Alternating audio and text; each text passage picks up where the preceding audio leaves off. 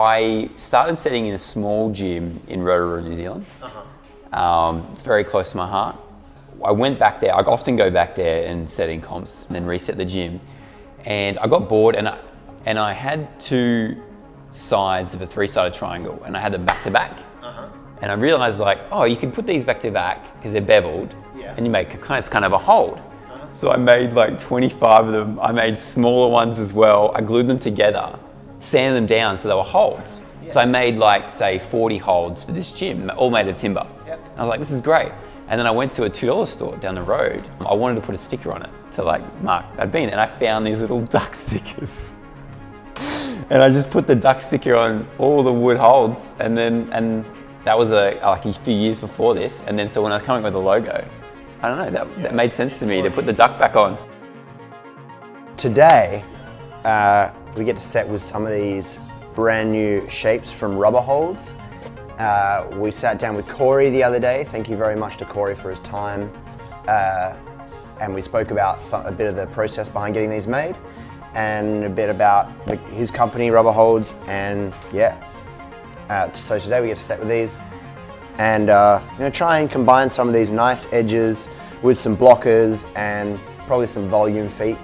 Try and make something interesting and technical in the V4 to 6 range, I think.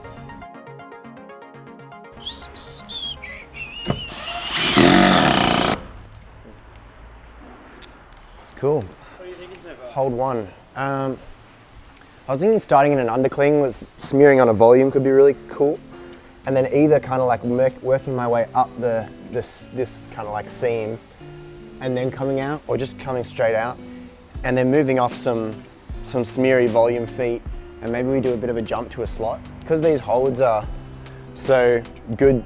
They always have a matching side. It's really good to make a slot, and it kind of adds like a little bit of risk to the boulder. It's the kind of thing where you can make a boulder that's not overly hard, but it's easy to have people fall off it for a variety of reasons, which is kind of cool.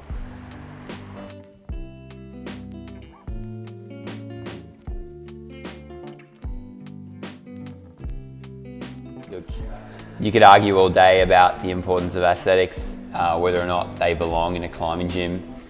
You know, climbing gyms are born from practicality. You know, I wanted to train outside of the rock, and they've become something else. And I think that the important thing is that for me, when I set, is that I walk away from a set because it takes so much energy, and I'm happy with what I've done. And for me, it's very personal. I need to look at a boulder and think, I've put effort into how this boulder looks. Because for me, when I'm walking through a boulder field, I'd be lying to say that how a boulder looks doesn't affect my experience.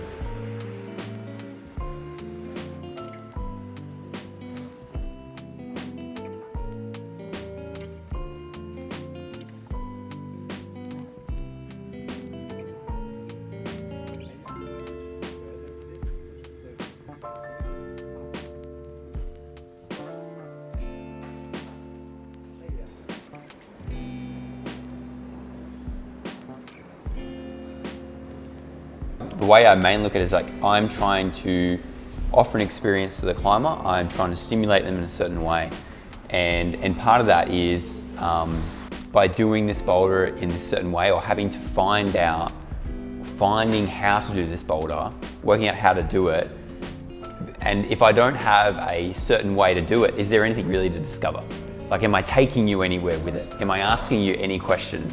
Can you climb this boulder using an existing set of strengths, you know, and not having to, like you said, learn anything, not having to discover anything.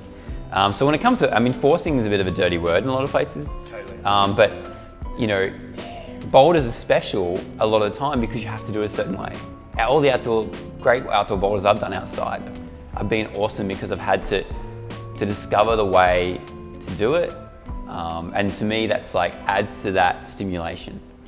So I don't know, like you could find a different word instead of force if you wanted to, encouragement or anything like that. But you know, and I think it's very personal. I think setting is such a personal thing. You know, you start with you should always start with the customer in mind, like the experience you're trying to offer them, where you're trying to take them. You know, because you're in service to them. But I think that it takes so much effort and that it's so important to walk away from something happy with it, or do your best, like try to be happy with it. Just tell us what we're doing here. Well, at the moment, the boulder feels a little inconsistent in that the start is like reasonably cruisy, quite moderate, probably like V3 or 4 kind of range. And then the matching of these two holds up here and doing this little bicycles, like pretty cruxy. It's probably like more towards the 6-7 kind of range. So we're just going to experiment with trying a little jib foot here, maybe up the other way. Yeah, maybe like that. And then see if that makes it feel a bit more consistent. The bummer about using the jib foot is that you really have to get all the way to the foot. You can't just stand like wherever, but it's probably okay.